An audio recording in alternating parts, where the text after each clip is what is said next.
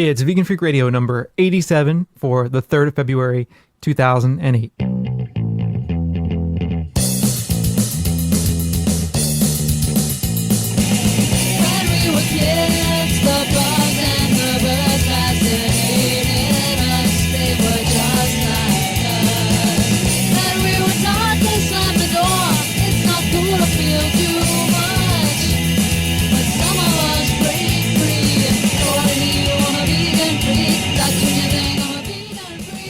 Coming to you from high atop their elite fortress of moral superiority, here are your protein-deficient hosts, Bob and Jenna.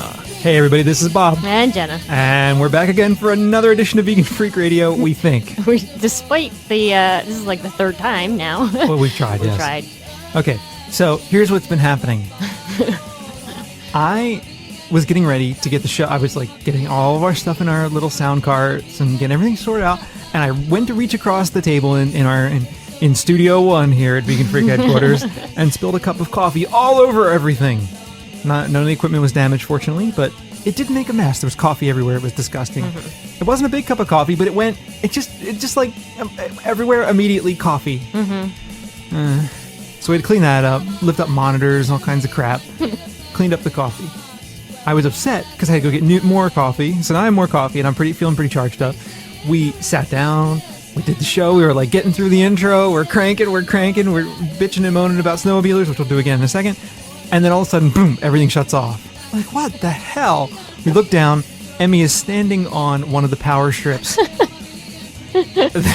Emmy is our dog, in case you don't know, is standing on one of the power strips that power some of the equipment in the studio. Oh, God. So that cut that part of the show out almost immediately. Did I hit record? God, yeah. Yes. Okay. Holy hell. Yeah, it's like one of those days here. You know, it's like we can't win. No, not at all. And we were originally bitching about the snowmobiles, which I'm sure we'll hear at some point during the show. Go past the window because they're loud and annoying. Drunk fucks. And yeah, so right now that there are like, probably 6 or 7 snowmobiles parked in front of the bar that's down the street from my house. Yep. And it's actually diagonal from our house, right. so the dogs can look out the window and see it and bark at them. Yeah, bark at everybody who comes out and goes for a smoke. Yeah. And so earlier we were trying to prevent Emmy from barking at all the people who are sitting outside smoking. Yeah, and getting drunk. And then getting on their snowmobiles and driving home. That's right. So yeah. And you know what? This is the depth of dedication we have to you, our Vegan Freak Radio listeners. We are here on Super Bowl Sunday recording a show for you.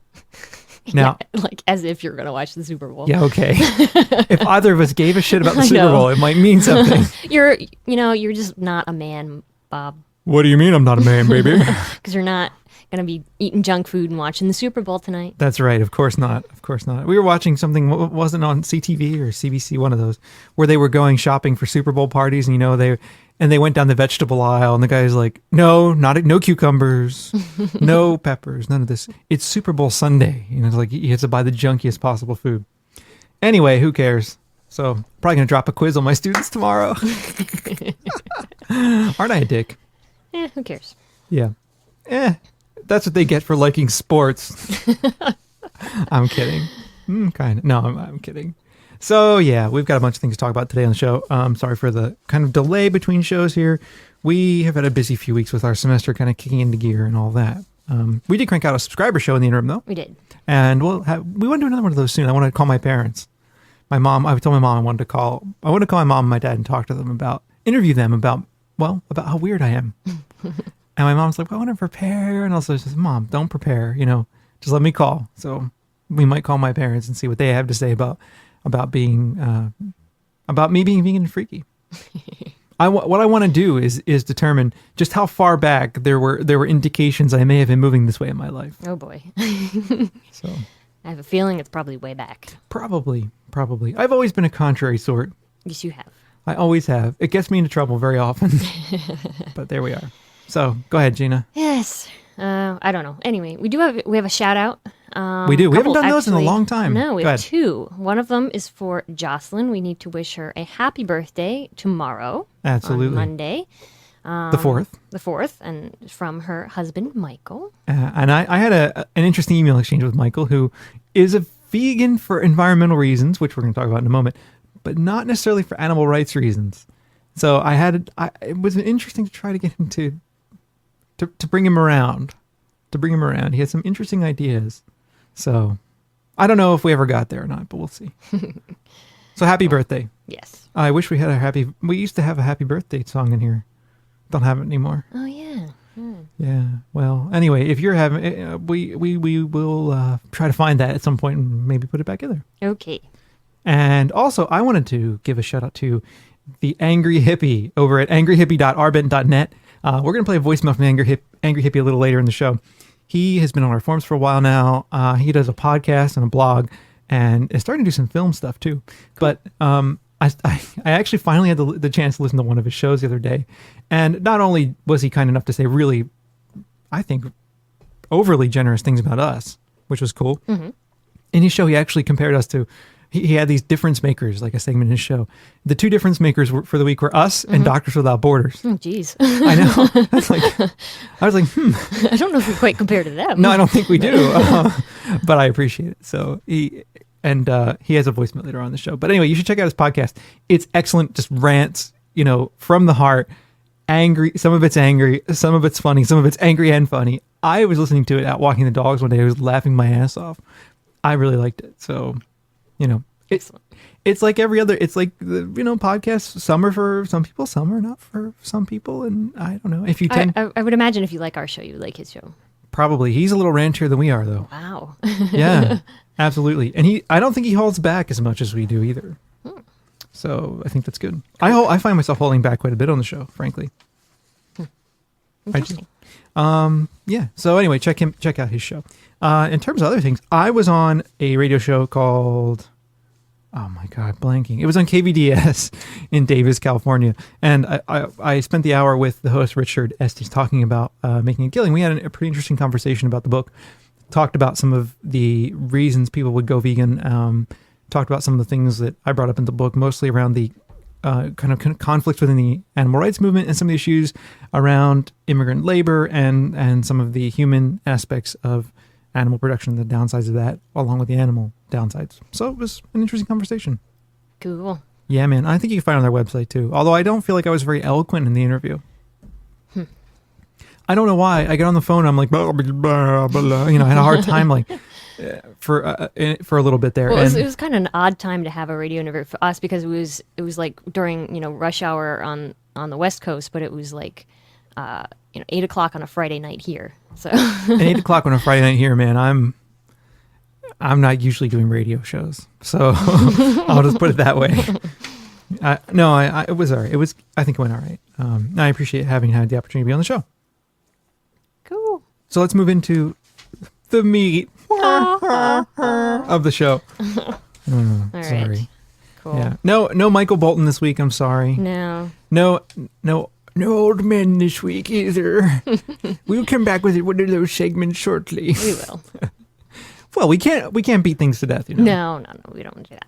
I was trying to convince Jenna to do with things as they aren't as they used to be segment.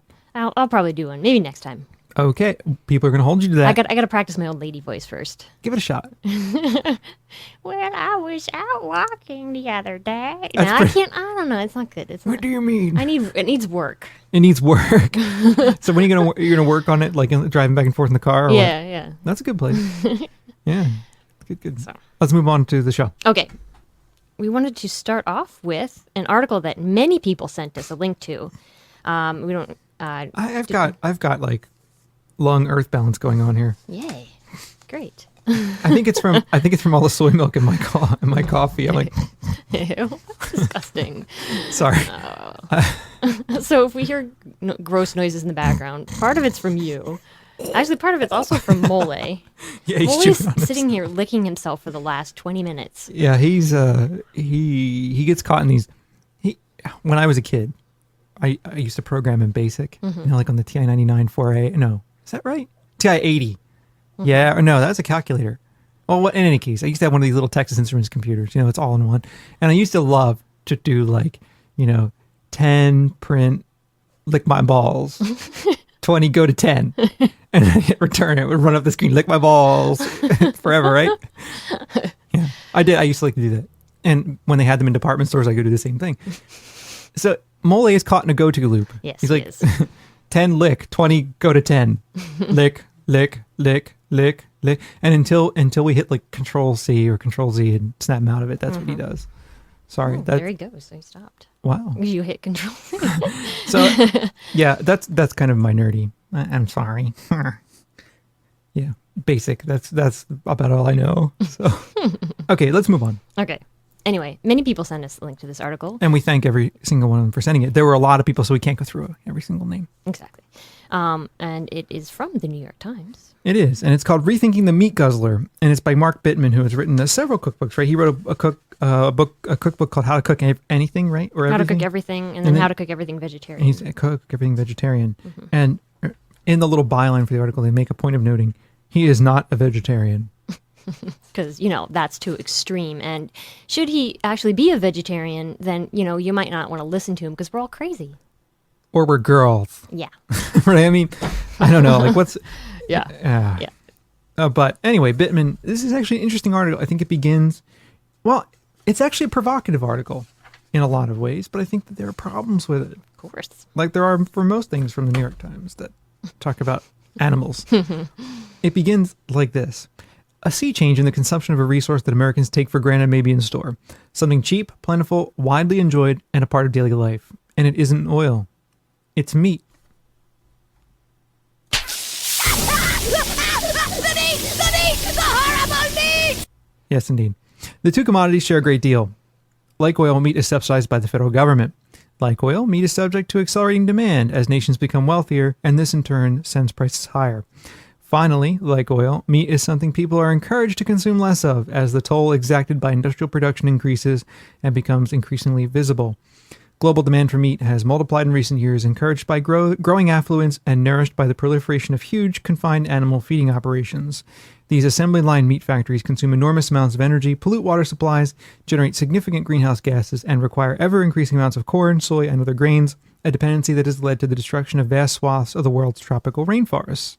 So he goes on to kind of talk about how Brazil is announcing emergency measures to halt the burning and cutting of the rainforest, and that the world's total meat supply has gone up from 71 million tons in 1961 to about 284 million tons in 2007. And per capita consumption is doubling. What he says here is that also that Americans eat about the same amount of meat as we have for some time, about 8 ounces a day, roughly twice the global average. So Americans are eating more than twice what everyone else is. At about 5% of the world's population, we quote-unquote process, that is, grow and kill. He put that in there, not me. Mm-hmm. Grow and kill nearly 10 billion animals a year, more than 15% of the world's total. Growing meat, he says, it's hard to use the word raising when applied to animals and factory farms. Uses so many resources that it's a challenge to enumerate them all. But consider, an estimated 30% of the Earth's ice-free land is directly or indirectly involved in livestock production, according to the United Nations Food and Agriculture Organization, which also estimates that livestock production generates nearly a fifth of the world's greenhouse gases, more than transportation.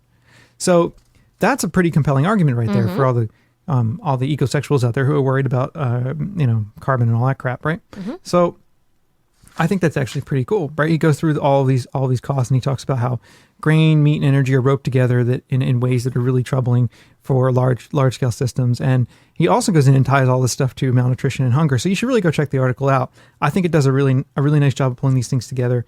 And it also says that so it looks at the environmental aspects, it also looks at the health aspects of the whole issue by saying that grain-fed animals are contributing to health problems among the world's wealthier citizens, leading to things like heart disease, some types of cancer, and diabetes. And so he's saying that, even if meat weren't harmful, we're eating way more than we should be. So he says that Americans are downing close to 200 pounds of meat, poultry, and fish per capita per year. That's disgusting. That is disgusting. Dairy and eggs are separate and hardly insignificant, an increase of 50 pounds per person from 50 years ago. We each consume something like 110 grams of protein a day, about twice the federal government's recommended allowance. Of that, about 75 grams come from animal protein. The recommended level itself is considered by many dietary experts to be higher than it needs to be. It's likely that most of us would do just fine on around 30 grams of protein a day, virtually all of it from plant sources. So he actually says all this in here, right? He's making all these wonderful arguments for not eating meat. Yeah. And then the next paragraph, he says, what can be done? And he says, there's no simple answer. I got one for you. What is it? Don't eat it. Yeah. Go vegan, man. Go vegan. Absolutely. It's a problem solved. I think it's a very simple answer. Pretty simple to me. He actually says that better waste management is an answer. Eliminating subsidies is another one. Improved farming would help. Technology would help. The possibility of lab-grown meat would help. Return to grazing beef would help. And then, of course, he quotes Michael Pollan. And, goes through all that stuff, talk about, locavore type crap. It's all fairly predictable. So, and he also, but interestingly points to animal welfare being, he says, may not yet be a major concern, but as the horrors of raising meat in confinement become known, more animal lovers may start to react.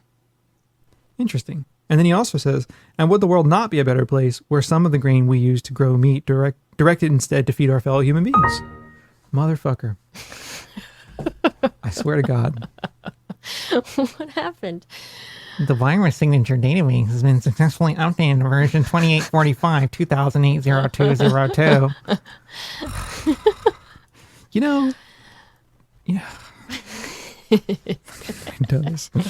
Windows. I hate Windows. Cock. Okay. Anyway, so the article on the whole, right? It's interesting insofar as it raises a lot of these really good questions, but I feel like it's just like a letdown in a sense. It is. He makes all these wonderful arguments and these are reasons why we shouldn't eat meat.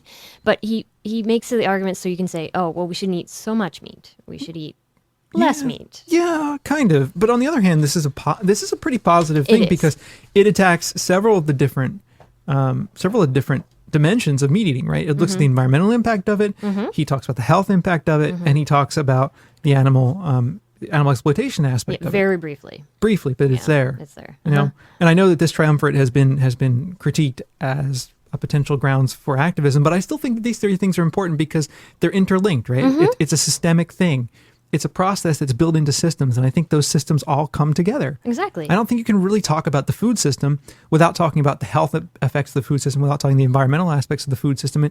These things are part of the food system. Well, you think about it. I mean, you think meat, it's not healthy for us. It's not healthy for the planet. It's not healthy for the animals.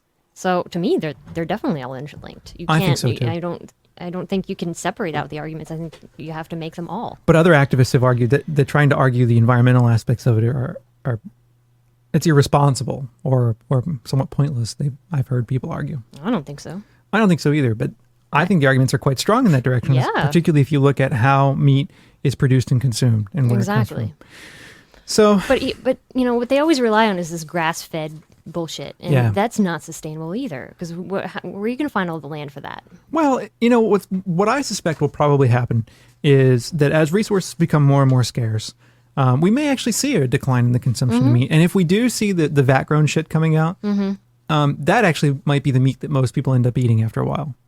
I would think that would be a generally positive thing. I would not fucking touch it, but I think it'd probably be a generally positive thing. What I think you'll never see the end of, though, is animals being raised for, kind of niche markets. So I think if we move into a direction where resources become extremely scarce, and I suspect they will, in the near future. As we move in that direction, we'll probably see the lab-grown stuff for most people, and there'll probably still be a very high-end market for the, free-range, organic, chakra-aligned... Of course, for the people who can afford it. Massaged beef for the people who can afford it, right? And the same people who are going to steakhouses and drinking Bombay Sapphire martinis. Wait, nothing wrong with those. Anyway, that's what I think we'll see a movement towards in time. Yeah. But what really pisses me off about articles like this is that they're so afraid to go to that next step. If we didn't eat meat, we wouldn't be treating animals as commodities. We wouldn't have these environmental problems. We wouldn't have the health problems. It's like, but he kind of goes there. I know, but he won't say it because it's not popular, because it's seen as too extreme. Yeah. Well, the byline at the very end, the very last thing in the article, he is not a vegetarian, so he won't even go that step. People don't see it as necessary. Well, if we just lower our consumption, everything's great. It might be better for the planet. It might be better for your health to lower your consumption. It's not better for the animals. Yeah. Well, I mean... it is. It is. Okay, sure it is. Of course it is. But it's not better for those ones you're still eating. Well, it's better for... This is the thing, right? It's better for them in the sense that they may suffer less during their lifetimes. Right? But it's still a moral wrong. Yes. When it comes down to it. It's still a problem because you're still treating an animal like a commodity, you're still treating an animal like property, and you're still making money off of that animal by killing it and selling it, you know, or selling it. Yeah, killing it and selling it. Yeah. So that's why I think we have. That's why I have so many problems with the welfare and the new welfare movement, as I would like to call it, because there's not really an animal rights movement to speak of anymore. I mean, what we're talking about is people who say that we just need to exploit animals a little more gently. And my problem is that it doesn't challenge the roots of animal exploitation when you get down to it. You simply have these kinds of reformist tendencies that don't do anything to address the systemic problems that are involved. And then you get arguments like this one. Absolutely. That we're going to read for you. And wait. Well, first off, we should credit the person. I was going to. Okay. I was just going to say. This one was posted on our forums by a member called For Green Peas and entitled Infuriating Article. And it is. But she had she even put in a sound effect for us did. at the beginning. And this is the sound effect she put in. Who here can tell Bob what critical thinking means? And it's obviously lacking in this article. Yes. This is entitled Buying Organic is Meeting Vegans Halfway. Is it? But it's meeting, isn't it? MEAT, yeah. This is from the Georgetown Voice on January 31st. No, wait, is it like one of those city paper type things? Probably. Or is it a college newspaper? I have no idea. Because the writing in this is completely juvenile. Yeah. I mean, this is like worse than something you would see in a high school newspaper. I just have to say. I read it and you'll read it. Go ahead. Yeah, okay. If you love Mother Earth, good food, animals, and being a human, please don't become a vegan. While adherents to vegetarians' extreme cousin claim that their lifestyle, which completely eliminates the consumption of animal products, springs from a concern for animal rights and the environment, a close look at vegan practices reveals them to be largely ineffective in terms of their stated goals. A simple awareness of the benefits of locally grown and organic food and a dedication to small lifestyle changes is much more beneficial to the earth we all love so dearly. Eat me. Oh my God. This article makes my head want to explode. Okay.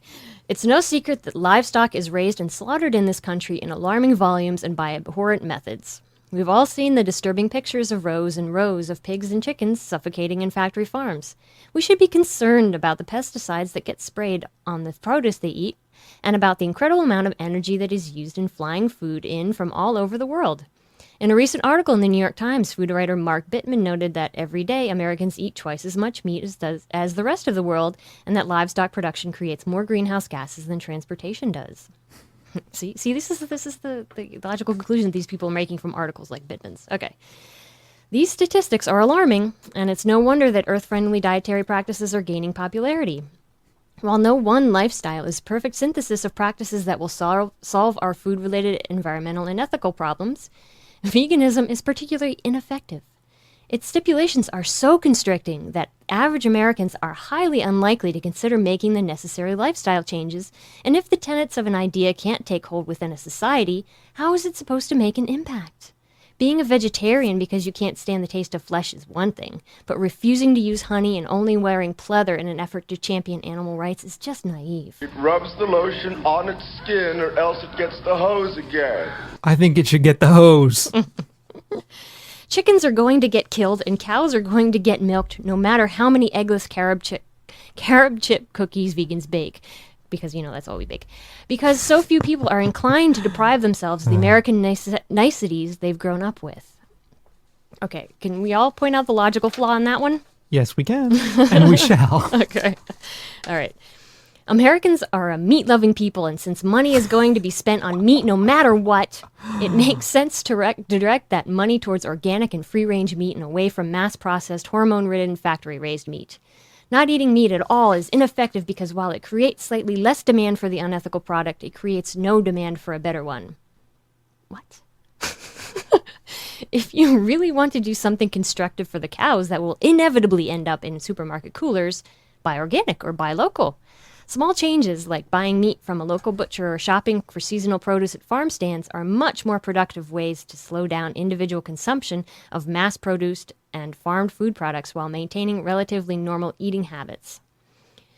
Because, Relatively normal eating habits. Because, being normal is just the be-all, end-all. Okay, anyway. While it's true that organic food is popular mostly among upper-middle-class yuppies, It's a trend that has the potential to trickle down as increased media attention and culinary awareness make organic products more mainstream and eventually more affordable.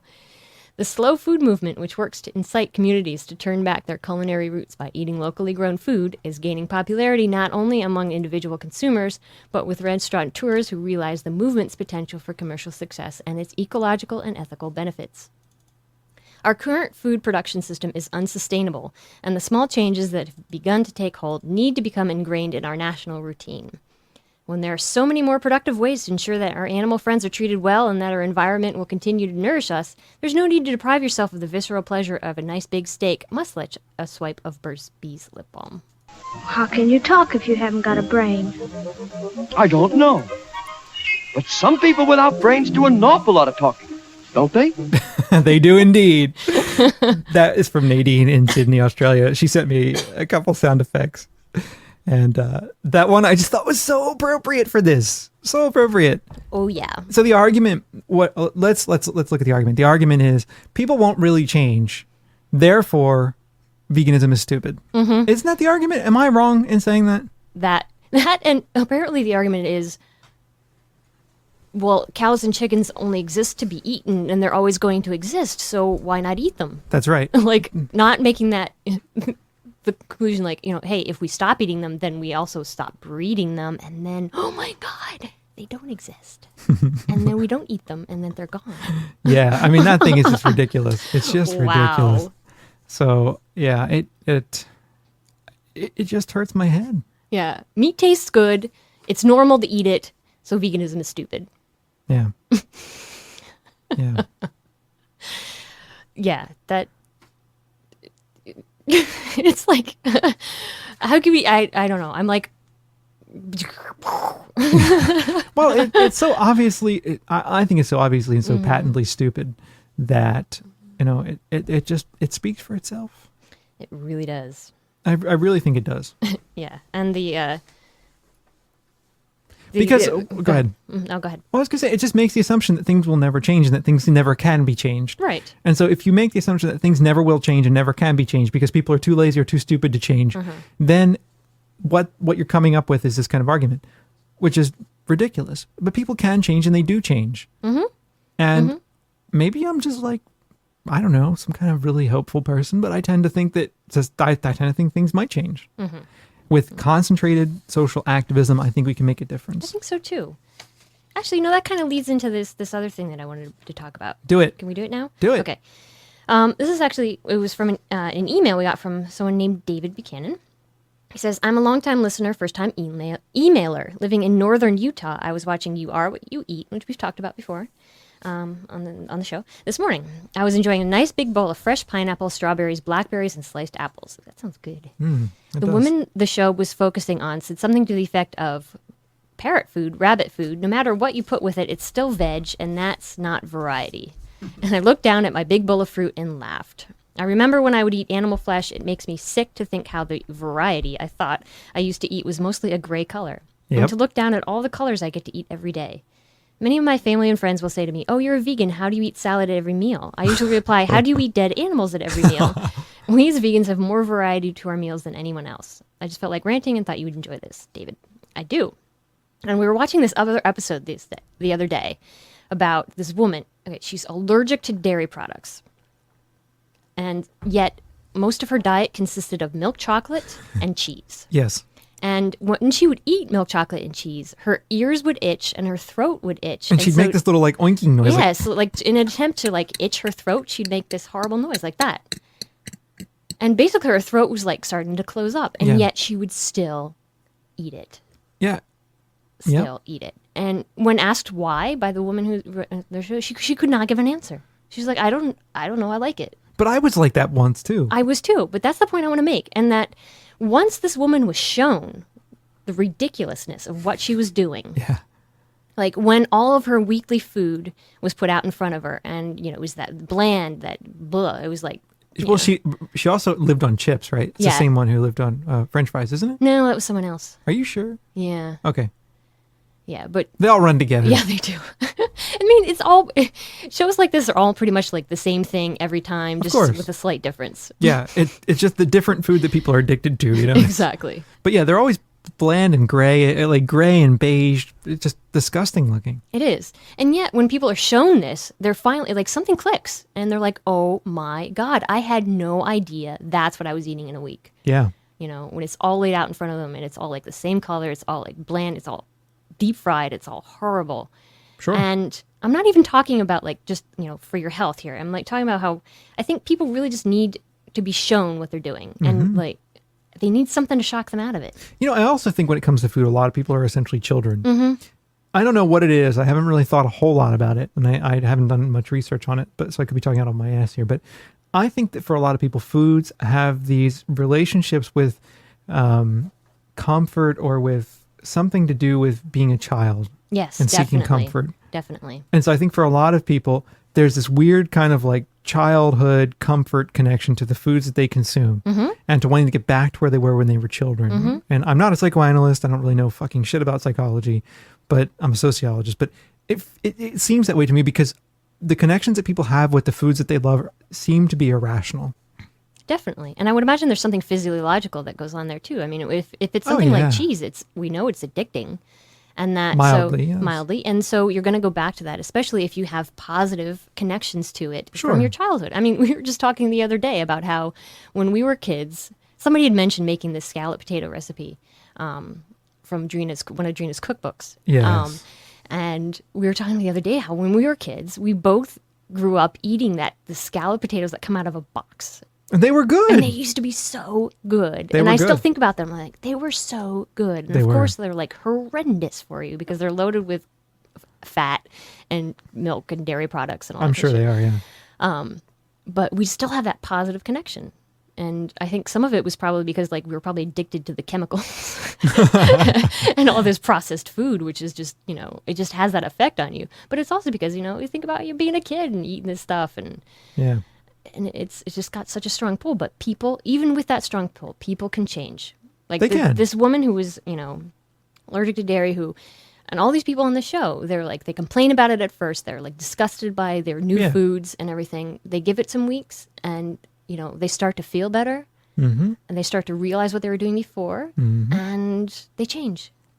They do indeed. And I think that's a positive sign that if we show people like, look, this is what you're doing. And if this is what you could, feel like your conscience could be clear as a vegan. Yeah. I think maybe we have some hope. I don't know. I think so too. Absolutely. And I mean, to get back to it though, I think it's really simple to fall into ruts when it comes to what you eat as a Completely. vegan or as a non-vegan. Yeah. I mean, I think you just get into these kinds of ruts of what you're comfortable with and what's easy and what's available. But before I went vegan, I would eat cheese and I'm lactose intolerant. And it would like make me feel like hell. I would, get really bad gas, like it was not a good scene. Yeah. It would make me sick. And why did I keep eating it? I don't know. Because it tasted good. Because it tasted good and because I was an idiot. I guess. I don't really know. I mean, I don't know.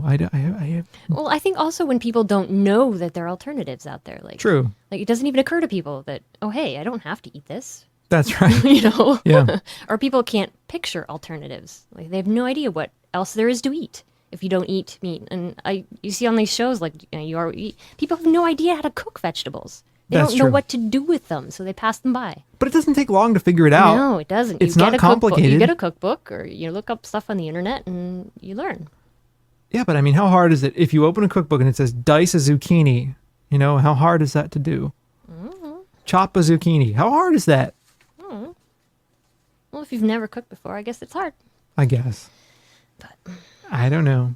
I guess I was always in the house where my mother always cooked. So I always saw her cooking or sometimes would cook with her or things like that. Yeah, I mean, I grew up helping my mom to cook and bake, and that's how I learned.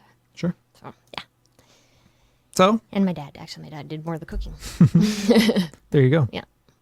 Okay, anyway. What else? So, yeah. So, the summary of that is people can change. And I think it drives me nuts when people make this veganism out to be the extreme. It's not that extreme. It's not.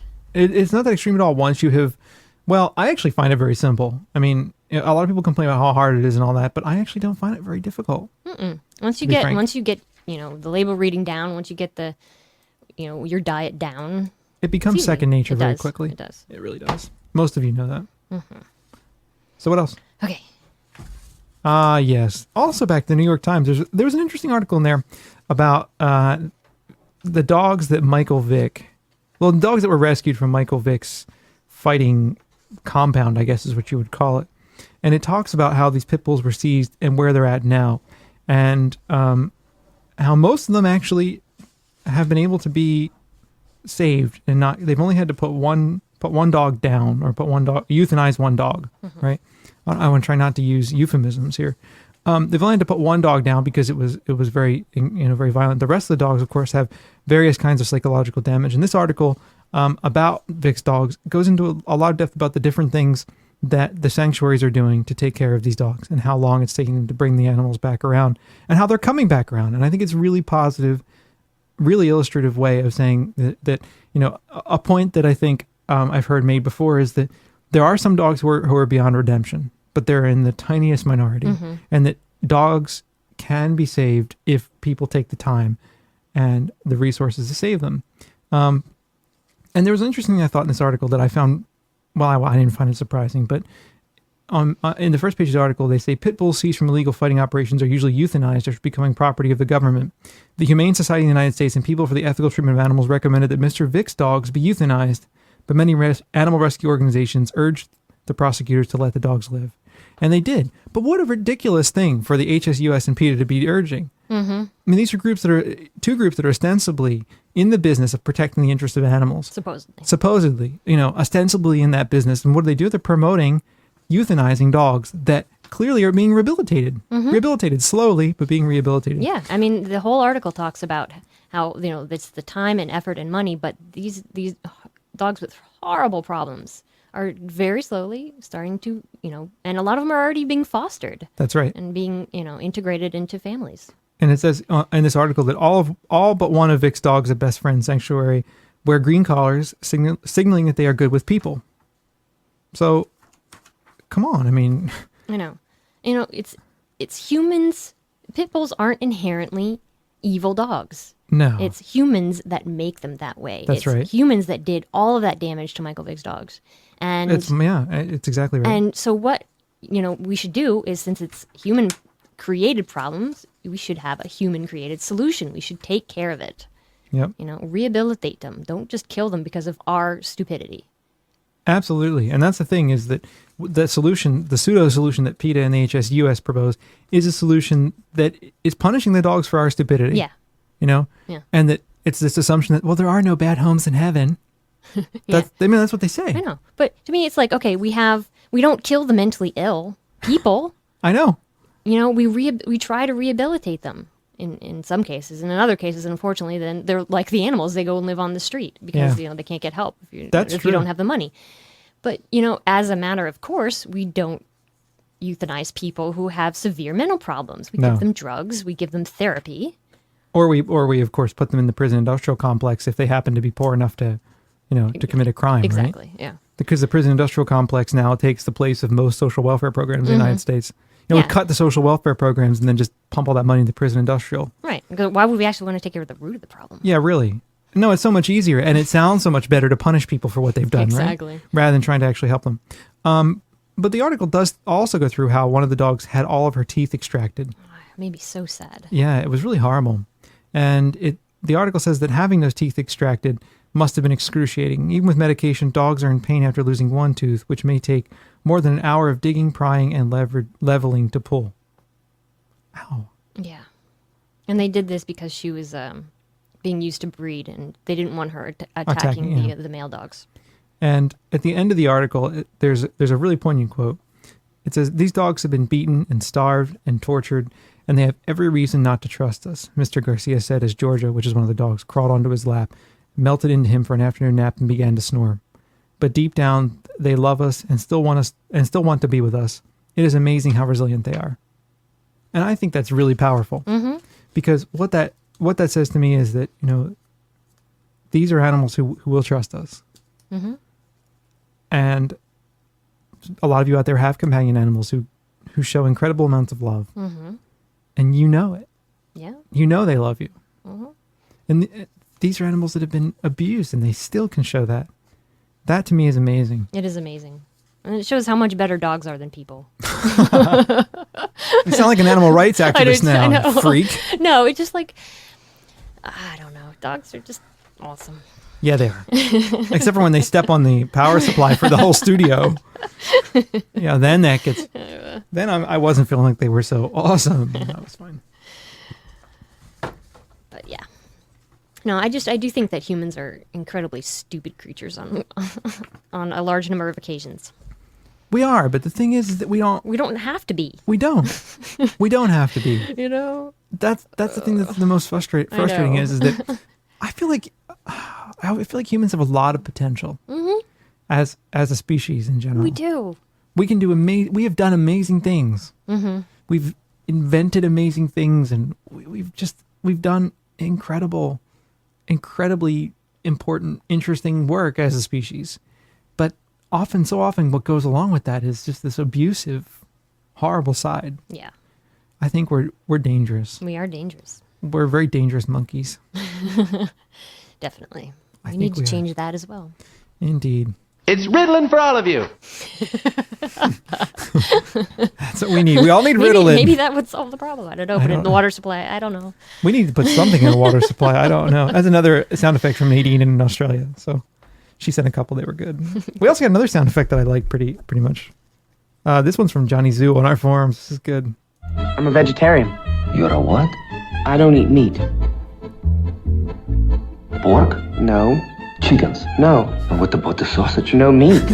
What is wrong with you? Awesome. I like that. So there we go. So you want to do voicemails? Yes. Let's do it.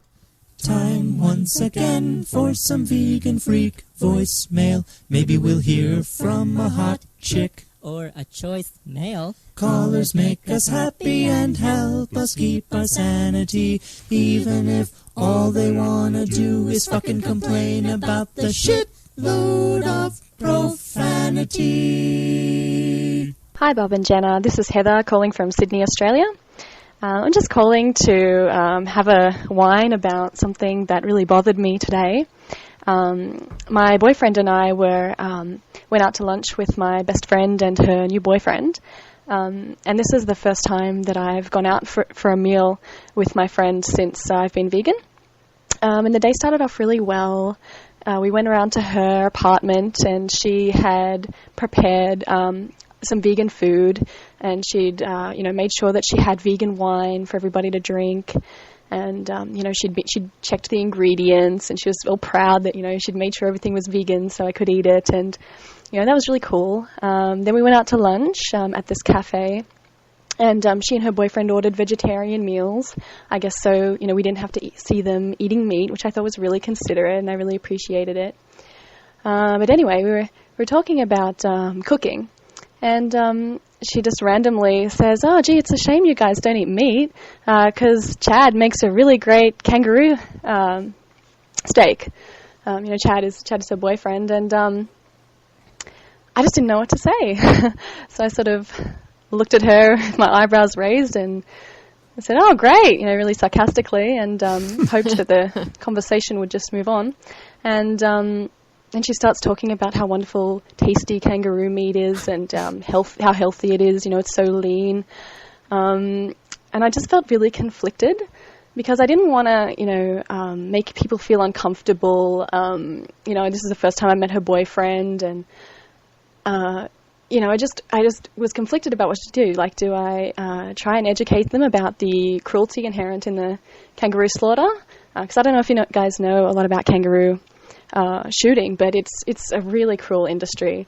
I mean, where to the point where it's legally acceptable to bludgeon joeys to death when they're found in the pouches of the slaughtered female kangaroos.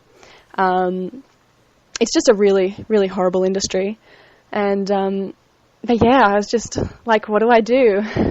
So as she was talking, I was sort of debating, like, do I speak up? And I guess my boyfriend saw the discomfort on my face, and he stepped in and steered the conversation away from it. But I kept thinking about it throughout the rest of the meal, because I felt like, I kept the peace, and, I'm still leading by example. I'm being happy vegan, and, trying to set a good example and at least make them think about vegan food and that sort of thing. But, I just feel like I really let the animals down by not standing up for them. So, I just wanted to hear what you guys thought about that and, what you guys would have done in that situation. Thanks a lot, guys. Love your podcast. Bye. Well, thank you for that voicemail. Yeah. Go ahead, Jenna. What ought to be? I don't think you need to worry about like letting the animals down, because if it doesn't come up now, it might come up later. And she's at least a little aware in fact that, she was willing to do so many nice things. It's such a weird thing, though. It is weird. To be so thoughtful about all those different things, including the vegan wine thing, which is really weird. Well, not weird. It's great, right? For someone to do that much research and understand. Well, that's what I mean. It's weird to go that far. That's great. And then to have this strange kind of disjuncture between the two, it's really odd. Yeah. Anyway, I don't know. It's like I never understand why meat eaters do that. Like, I don't think it even occurs to them at all. I think that that's it a big would bother that would bother you. I mean, because people do it to me all the time. They tell me about this meal they had, it was great, and it was this meat, it was so juicy, and I'm like, I probably get this look on my face because I'm really not good at hiding that. No, kind of you're stuff. not. Probably get my look on my face like, why are you telling me this? Yeah. But I usually don't say a lot. I think in the past I've usually weathered it. Yeah. I've just kind of gone, yeah, okay, yeah. Yeah, great. It's tough though. I mean, it's really a case-by-case situation. It depends on the relationship with your friends. Me personally, it depends on the friend. If I have a friend who I'm comfortable saying almost anything to, and they start saying things like that, I'll say to them, what are you, crazy? Like, where I'm at. On the other hand, I have some friends who I wouldn't want, who know I'm vegan and who are thoughtful about it, who I wouldn't want to say that to. Right. So I think it varies situation to situation. I mean, what a cop out of an answer, right? But it does. But I really think it does. You really have to judge about how your friend would react. And some people would react very poorly if you started going on how horrible kangaroo meat was. Yeah. So, I don't know. I think it's really tough. I don't know. I don't know your friends, so if I knew them, it might be easier. But changing the topic's usually useful. If it sounds like your boyfriend had a good inclination there. Yeah. I don't know. I mean, it's really tough. It's really tough. Mm-hmm. I know a lot of vegans out there are going, well, you should just tell them. You should just tell them what's wrong with it. You should just tell them, be straightforward about it. And I guess there's a way to do that tactfully, but there's never an easy way to do that tactfully when you're eating. No. And it sounds like you have a friend who is supportive, at least in principle, of your veganism. And it's like, why would you want to turn them off of that? Right. You know what I'm saying? Right. I think it's really hard. It's really hard. Yeah. It's a tough situation. Yeah. I don't know. We can ask. People can give us advice. Yeah, maybe examples of what they've done in the past. Exactly, because this seems to happen to everybody at one point or another. And holy shit! Whoa, Molly moved the whole studio. Anyway, no, I tend to usually. I just play it by ear. It depends on the situation, how it feels, and I can't say that I would do there's one single thing I would do in that situation every time. I just can't say that there is. And it just depends. I know that's such a weak answer, but but it really does. It really does. So moving on. Hi, Bob and Jenna. This is Kimberly from Eugene, Oregon, or Fallen on the Boards. I have a rant and a question that kind of goes with it.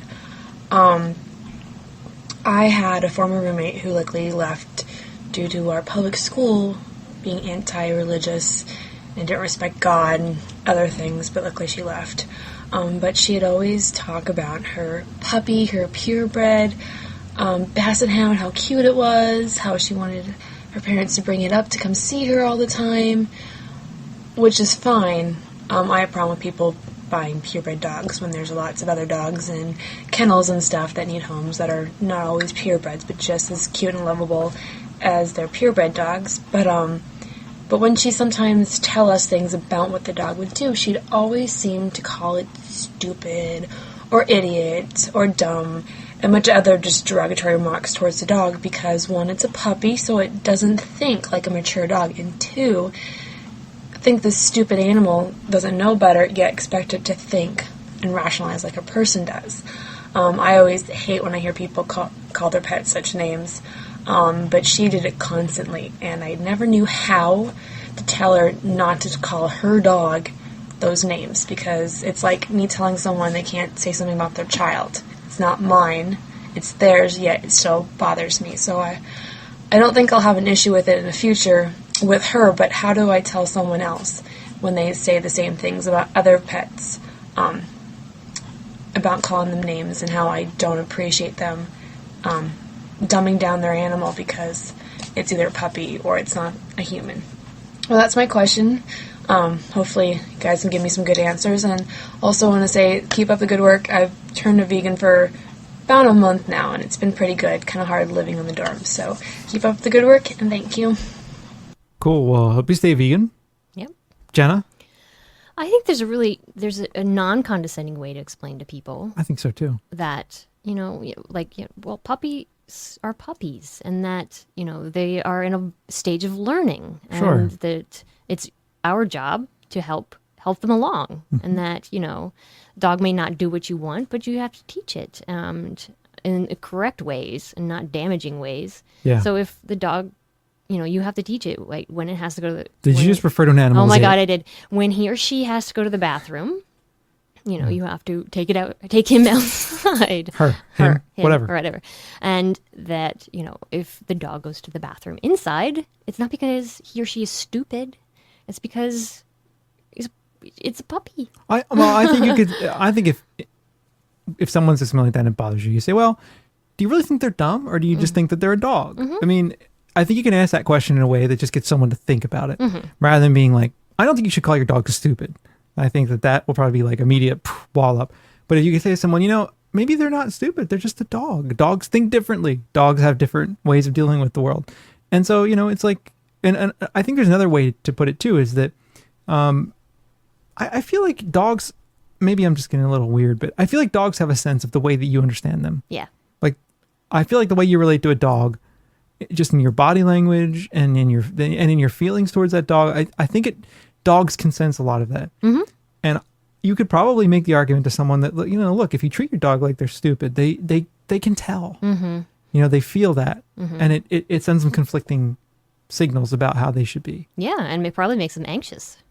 Probably makes them anxious or something like along those lines. I don't really know, but yeah. I mean, I would think that you could make an argument along those lines. Sure. For sure. So I think if I were in that situation and I wanted to get that point across of animals not being stupid, and I've been in similar situations in class mostly where people say, well, dogs are stupid or cows are stupid or whatever is stupid. Mm-hmm. I'll say, they're not stupid. They have a different way of approaching the world than we do. Mm-hmm. And one way I've often got students to think about it, and this may not be useful for friends, right? Because it's kind of depends on your friends. But, I've had when I've talked to friends about it, I've talked to students about it, when they go, well, dogs are stupid or dogs aren't rational. I would say, well, you're measuring dogs with our logic about what is intelligent. Mm-hmm. So you're assuming that the things that make humans intelligent are, in fact, the things that are the most important. But I said, if you flip it around and look at it from the perspective of a dog, you'd be pretty fucking deficient. Mm-hmm. And why would that be the case? You'd be deficient because your sense of smell is nowhere near that dog's sense of smell. We take our dogs out, they pee on things, they smell dogs that walked there days ago. They have this really in-depth kind of sensory world that we do not have. Mm-hmm.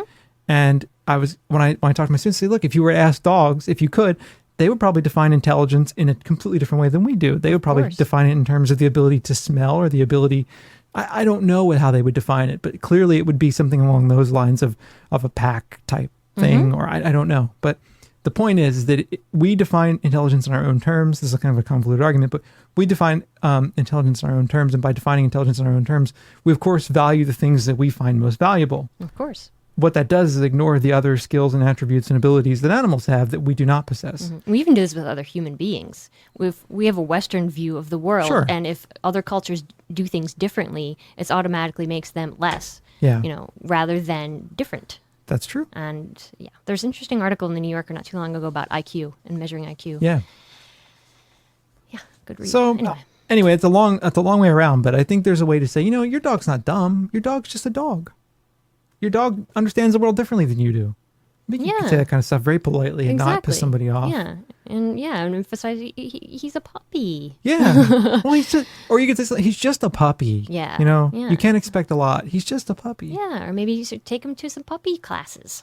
Stuff like that. I think that's a fine way to do it. Yeah. And I don't think it has that judgmental attitude either. If you say, well, he's just a puppy, or your dog's just a dog, and you just kind of do it from a sympathetic angle, I think it might do it.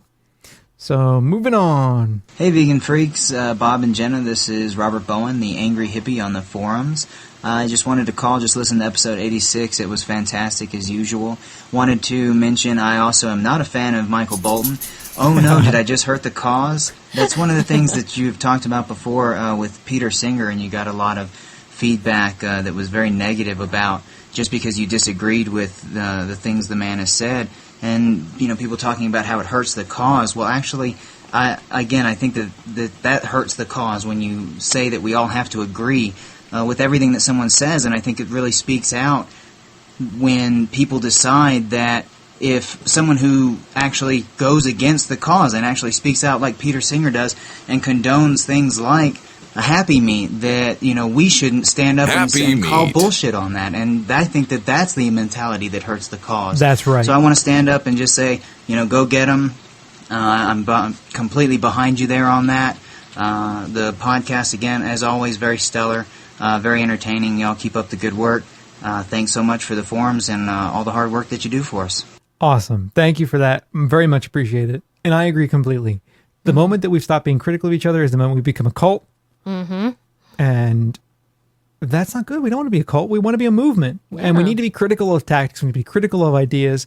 We need to be critical of people who are doing things that I think, that we think aren't good. Of course. There's nothing wrong with that. No, we need to constantly be questioning even ourselves. Absolutely. Yeah. Absolutely. And I think that's vital. So I very much appreciate that voicemail. And I do encourage you to check out the Angry Hippies podcast over at angryhippie.arbent, A-R-B-E-N-T, right? Yeah. .net. Hi, Bob and Jenna. This is Barrett calling from Portland, Oregon. And I'm calling today because I'm really pissed off about cloned meat. I should mention that I am halfway through Making a Killing, which I'm reading with my book club, and love it. Cool. So I don't know if you cover this later in the book, but I was listening to the radio today, and there's a big discussion about cloned meat and dairy products possibly coming to the market. Of course, they're not going to be labeled as such, but because I'm reading your book, Bob, one of the things it made me think of was that this is only going to further the gap between consumers understanding that they're eating a sentient being. And sadly, it made me think of this terrible movie, The Island, where Scarlett Johansson and Ewan McGregor they're clones, and they're kept in this secret underground facility so that their organs can later be harvested for human use. But anyway, it just seemed like an odd parallel to me, and I was wondering what you guys thought about the cloned meat issue. And besides writing my congressman and asking them to reconsider the labeling issue, what advice you guys might have for people to take action and try and prevent cloned meat and dairy from going to the market. Love your show. Take care. Wow, I completely agree with you on the cloned meat issue. I think it's scary, and I think it's going to have real problems for animal ethics as well, right? Because cloned animals don't have the same kind of lifespan as non-cloned animals, and often they have genetic problems. Yes, this is why we don't reproduce asexually. Yeah. There's a plus to genetic diversity for a reason. Absolutely. Yeah. And in terms of fighting clone meat, I think it's exactly the same for fighting all meat. Exactly. I mean, simply talking about the problems that exist with it. Yeah, and convincing people to go vegan. I think that's it. Yeah. I really do. Education on why all meat is wrong. Clone meat, non-clone meat, anything. Because, a cloned animal or a non-cloned animal is still a commodity. It's still that's right. being treated horribly. So, I completely agree. So I don't have any novel activism for that because to me it's the same activism that one would use to fight meat more generally. And I think the same problems they're just simply accelerated. Yeah. With cloning as Barrett points to. And I also want to thank you for reading Making a Killing. Hope you like it. If you have questions, let me know. Hit me back. But do you have anything you want to add to that? No. I feel like it's such a deficient and short answer. Well, But I honestly do think that promoting veganism and using this idea of cloning as one of the avenues to talk about it, I think that's a great way to open it. Sure. You critique cloning from pretty solid grounds of, look, this is where it's at. I think it's a bad deal, and I also think it's bad because it could very seriously decrease genetic diversity as well. Yeah. So, moving on. Hey, this is Flippy. I agree with the last podcast. Well, I guess I'm with Jenna too. But I think being vegan definitely has a different mindset than even being, a vegetarian. Absolutely. I mentioned I had an Omni ex-boyfriend that I broke up with, and one thing we had argued about was that he insisted that we both wanted the same things and had the same values. I just responded differently. I thought there was a better way to handle it that was just different from his, which was to keep eating meat and do whatever he did to get himself through the day. But no, I disagreed. I definitely think that when you just take a wholesale point of view that animals aren't ours to exploit, that's right. Very different from just, I don't want to eat, the flesh of a dead animal, or I'm not going to wear fur, but I'm still going to eat beef. I mean, it's a totally different point of view when you come to believe that animals just aren't ours to use, period, end of story, not use them more nicely or anything. And I just like that you came out and said that, and even said that, there is a difference between vegan and just being a strict vegetarian. I guess I'm divisive too, but I mean, I think it's important to acknowledge that it's more than just discipline. It's definitely what's underlying it. And you don't have to play this call or anything, because I know I call like every week, but I'm just like, right on. And cool. Please don't play any more Michael Bolton. Thank you. Bye. We won't. Don't worry. I absolutely agree. Veganism is living abolition in your everyday life. I mean, it's looking at, okay, if I do believe that doing the least harm is important, this is what I have to do to do it. Exactly. I mean, vegetarianism still says it's okay to exploit animals, exploit cows and chickens for eggs and milk. It's not okay to kill them for meat, but it's okay to exploit them for these products. Sure, but it's an outdated notion of animal exploitation. Completely. It's like there's this assumption that dairy cows are somehow happily giving their milk, Ooh, well, that's what the commercials say, aren't they true? I love vegetarian. Like, you can just imagine a cow. I love vegetarians, moo. Have my milk. Yeah, right. I know. It's like animals are still killed for the production of milk and for eggs and for everything else. Oh, Emmy. What's she doing now? Molly was chewing on this nylabone, being all good, minding his own business. Emmy walked over, took it, and walked away. She's going to be such a bully. Just a little bitch. Anyway, yeah, I forget what I was saying now, because I felt bad for Mole in that situation. Emmy's always picking on Mole. She bullies him around. She does. And she's half his size. She's the alpha dog in the house. There's no question. I smell dog breath. Yeah, man. It's like general funk going on underneath the desk. The dogs have to be in here while we do this as well. Of course. And, they're hungry too. So they are. What was I talking about? I forget. Vegetarianism being an outdated notion. Oh, right. An outdated notion of what happens with animal agriculture, because as soon as those animals are not productive anymore, and remember, under animal agriculture, animals are productive units. They're like machinery designed to produce profit. As soon as they become unprofitable, boom, gone. Where do you think they go, vegetarians? I'm curious. To the happy little pasture. Murr. Yeah, and it doesn't matter whether it was a happy cow or a factory farmed cow. That's right. It's still, a productive unit. When it's not productive, it's gone. Because I don't eat meat, and I don't eat dairy. So there you go. And thank you, Frippy. Moving on. Hi, Bob and Jenna. My name's Jordan. I'm from Kamloops in British Columbia. I just wanted to share my story with you. I've been a vegetarian for about 3 years and a vegan for about the last year. Yay. I was actually in chef's training school, not vegan chef training. And we were all standing around a dead pig, the 12 of us in a big circle. And I looked at it sort of objectively, like from a third person point of view.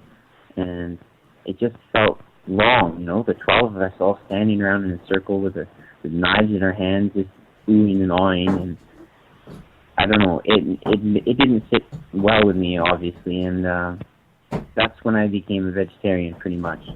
But the only thing is I was, learning to be a chef, and I spent the next 3 years working in different kitchens, and I'm the chef of the restaurant now, as a matter of fact. Anyway, I just quit my job because I couldn't stand being around dead animals anymore, pretty much. Wow. So cool. I don't know what I'm going to do, but I don't know. I feel surprisingly good about it, you know. I'm 23, but I can pick a new career, I'm sure.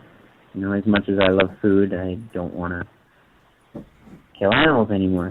So I just wanted to share this story with you, and thank you for your show. I love it, and don't stop making shows now, because I'm going to need all the support I can get. Anyways, thanks. Bye. I want to say that kudos to you for doing that. That's good. That's a move with a lot of intestinal fortitude. It is indeed. It is indeed. But on the other hand, it was probably a move that just clearly felt right to him. Mm-hmm. Mm-hmm. And you are young, and there are, I imagine, a lot of different things that you could do and still show your love for food. I mean, you're in British Columbia. There's got to be somewhere that you can cook, perhaps, that is vegan or vegetarian at least. I would think it wouldn't be that difficult to find. Well, maybe it is. There's probably a lot of competition. True. And depending on what part of British Columbia you're in. But yeah, but I would think that it'd be worth looking for something. I mean, a trained chef who could work in a vegan or vegetarian restaurant, I'm sure that would be something that would be quite in demand. Mm-hmm. But I very much applaud what you've done. I mean, it's living your ethics through and through and deciding you're not going to have a part of it. Mm-hmm. And I personally couldn't cook meat. Mm-mm. There's no way around. There's no way I could. And I understand exactly where he's coming from. Yeah. But to leave a career behind is a hard thing to do. Mm-hmm. And that's very impressive. And I think it's a model behavior, man. Yeah. Good job. Yeah. Good job. Yeah, you will have definitely our support. So. Yeah, I mean, shit. If there's anything we can do, you let us know. Yeah, man. So, congratulations on that, though. It's a life-affirming move, not only for animals, but also for yourself, because ultimately a lot of what veganism is, I think, is about living your life in the way that feels right to you. Mm-hmm. And he clearly wasn't feeling right the way he was living. So, yeah. And you might not be able to do exactly what you want right away, but sure, eventually, you'll figure it out. I completely agree. Hey, Bob and Jenna. This is Marcy calling from Manhattan.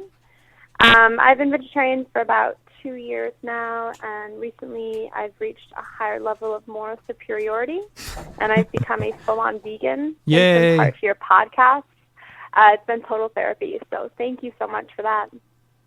I really have stupid shit happen to me on a regular basis, and something happened recently that had me rethinking my career choices, and I wanted to run it by you guys, see if I could get some advice. But basically, I was talking to a girlfriend who is enrolled in this integrative nutrition health counseling program, which I was planning on doing myself in the fall. And my friend is vegan. She has been for much longer than I have.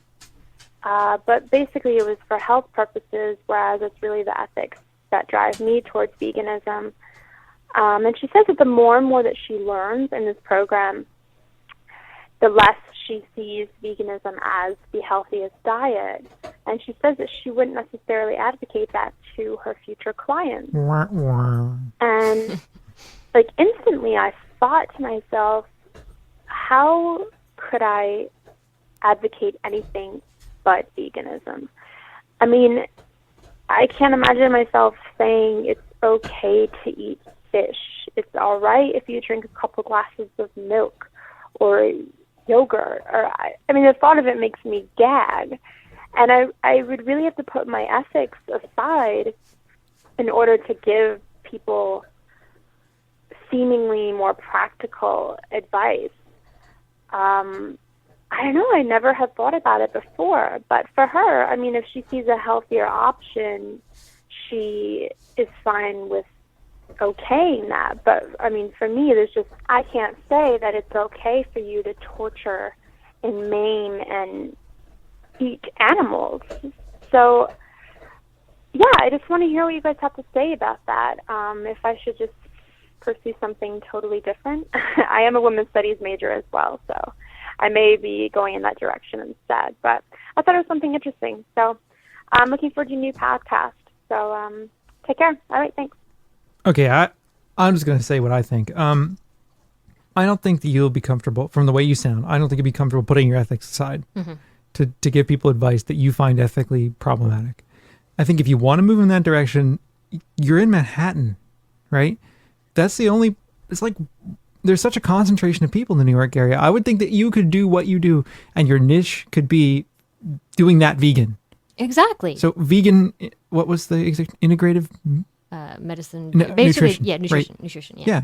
I would think that you could do that as a vegan, Right. You just set yourself up as, I'm the vegan nutritionist. And if you, want to come see me to learn how to eat well as a vegan, that's what you do. Right. In New York, it shouldn't be a problem. Like I you wouldn't just said. Yeah. I mean, there are so few, and people, I know that people are looking for this kind of advice. I mean, Vicente Molina is like the only person I can think of who actually does this right now. Sure. I know that there are more out there. She's a nutritionist, right? But I mean, my understanding of what Marcy does is somewhat different than, a little more in depth than that, right? Right. But yeah, I mean, Vicente's, I guess, a diet, I don't know. Anyway. Well, I don't know. Integrate, I guess, isn't that like it's not like Vicente doesn't do that stuff. I guess maybe I don't really even understand, so I shouldn't even talk out my ass.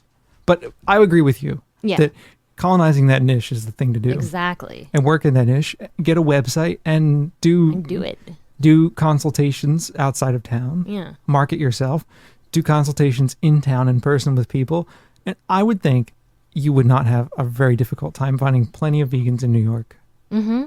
Or any major city for that matter. Yeah. And really, there is plenty of evidence that shows that veganism is a very healthy diet. It's not like you have to say, that there's this healthier thing out there. I think there's plenty of evidence that shows veganism, I don't know if it's the most healthy out there, but it is very healthy, you know? So, I mean, for example, Neil Barnard presents it as, this is the diet that you have to follow. Mm-hmm. He doesn't make any ifs, ands, or buts about it. That's He's right. not afraid to call it vegan. Mm-hmm. He doesn't present it as, it's totally inconvenient. He's saying, no, it's totally what you have to do. It's convenient if you want to be healthy. That's right. It's what you do. It's just the changes you make, and that's what you do. And he doesn't apologize for it. And I really like that. Me too. And so that you don't have to, apologize for it. You don't have to say that, oh no, maybe you should eat fish once in a while. There's no reason to. I agree. And like I said, man, just get that niche, get in there, establish yourself. I think it could really work. Mm-hmm. But I don't know for sure. I don't know what the market's like. But I would think that if you were to do some research, you could figure it out and make it happen. I would think. If that's what you really want to do. As for going into women's studies, I wouldn't advise anybody going to academia, to be completely honest with you. I just don't think it's a good idea at the end of the day. I mean, I just don't. First off, it's so difficult to find a job, number one. And number two, you end up having to go where the job is. Thus, I live in the middle of nowhere in northern New York. And while I like living here, is this, if suddenly tomorrow the skies were to open up and someone were to say to me, Bob, you may live wherever you would like, do you think I would pick here? No. Ooh, yeah. No, I wouldn't. So, academia is like that. It's competitive. It's cutthroat. People put knives in your back. So, yeah, there are a lot of other ways to go. But I think it would be cool, like promoting veganism like that. I think so too. And I mean, there's no reason why you couldn't talk about the ethics and all the other parts. Well, there's no reason why you couldn't find clients who are interested in the ethics. Exactly. That's the thing too. I mean, I have the ethics. I don't have the diet part. Help me. Yeah, and there are a lot of people who need that. Yeah. And there are a lot of people interested in going vegan anyway because, for whatever reason. Exactly. So I think you could do it. Help people do it right. Hell yeah. This is Ronnie from Dundee, Scotland. No, I'm not Scottish.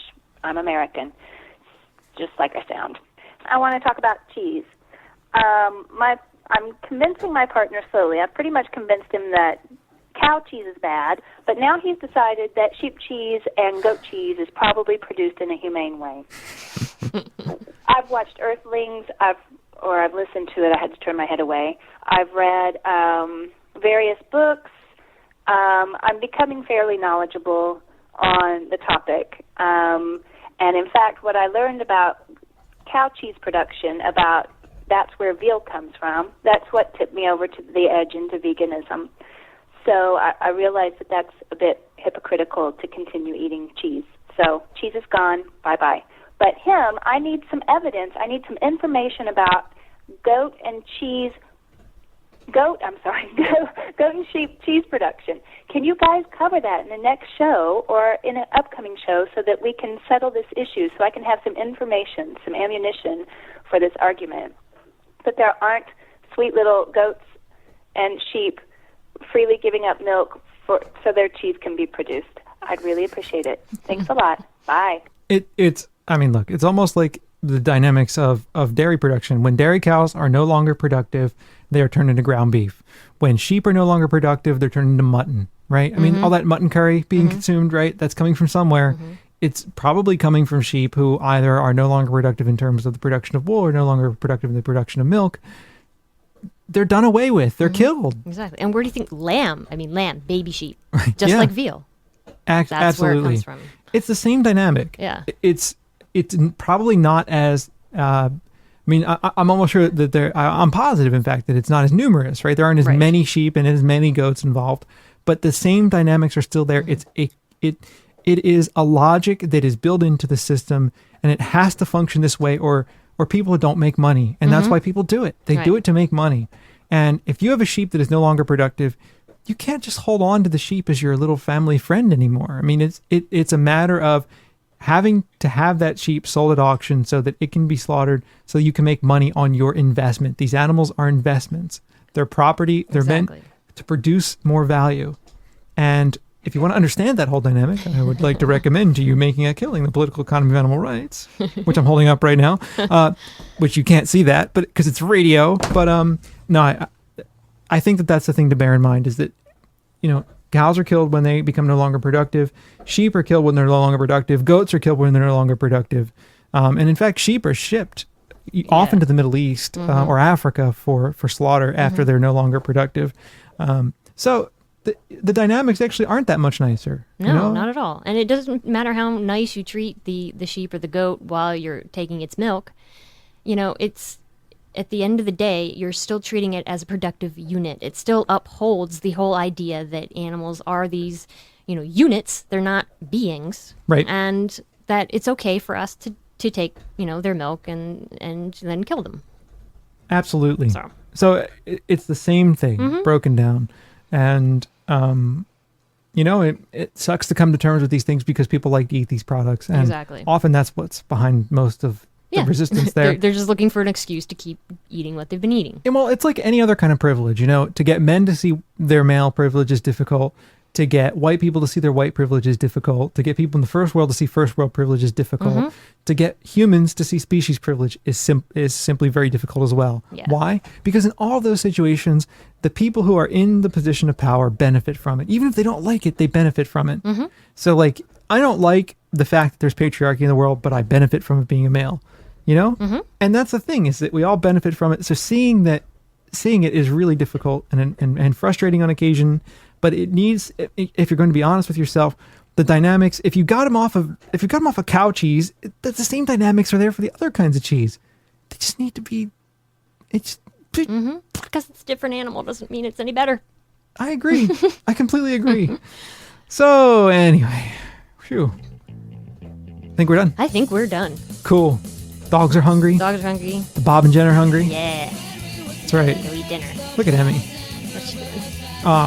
She's laying down. She had her head up against the wall. She was chilling. It's pretty funny. So cute. She is indeed. Well, anyway, be in touch with us. You can leave a voicemail on our website at veganfreakradio.com. You can send us email at show@veganfreak. No, what is our address? Yeah, show@veganfreakradio. Something. I don't know. Go to our website. Is it podcast or is it show? Show. Okay. Yeah. Time to stop, I think. 267-295-1944. You can also record on our MyChingo on our website. Oh, you did? Sorry. Didn't I? I don't know. Yeah, I think it's time for us to call us some quits. We'll be back again soon with another show as soon as we can. And in the meantime, keep those emails, calls, and other stuff coming. We'd like to hear from you. We'd like to know what the news stories are out there. And we'd like to have topics to talk about. So be in touch. Take it easy. And if you aren't vegan yet, you should be. Yes. You definitely should be. Okay. Bye. Bye.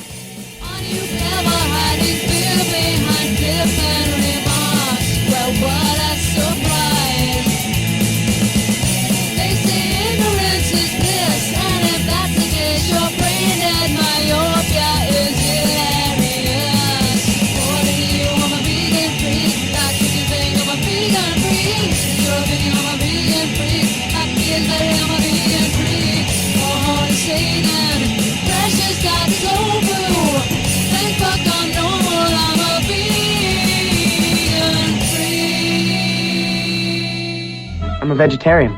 You're a what? I don't eat meat. Pork? No. Chickens? No. And what about the sausage? No meat. What is wrong with you?